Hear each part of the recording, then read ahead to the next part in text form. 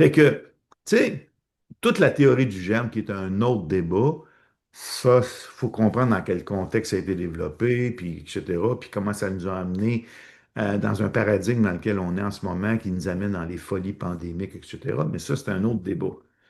Moi, je pense que c'est très important de camper scientifiquement l'existence des virus.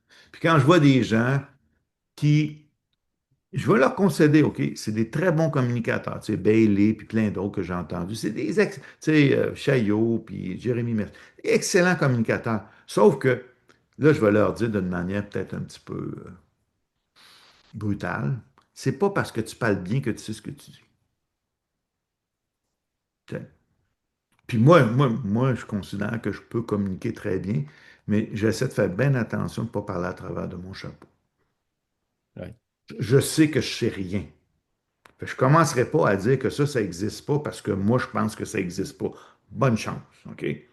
Peut-être que peut-être que je peux pas voir l'existence, peut-être que je peux pas le comprendre, peut-être que je peux pas le déterminer, mais ça me permet en aucune façon de conclure que ça n'existe pas.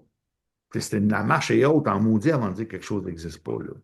Puis, dans la mesure où tu es capable d'isoler ces entités-là qu'on appelle des virus, là, non seulement des isolés, des cultivés, puis que tu vois l'immense diversité de ces virus-là à travers la biosphère, comment on peut postuler que ça n'existe pas, là, puis que, bon, j'ai entendu ça de théorie, puis je vais peut-être te laisser m'amener des arguments que tu as entendus ou que tu as lus là-dessus, puis, ben, je peux peut-être y répondre parce que moi, c'est sûr que comme je t'ai dit, j'ai fait un coming out, je suis un virologue, tu sais, qui a commencé à étudier les bactéries, les virus des bactéries, qui en a fait pousser, puis quand j'ai utilisé, je les ai utilisés pour faire qu'on appelle de la cartographie des gènes sur la bactérie, savoir le gène il est où, en tout cas, bon, tu sais, faire de la génétique bactérienne.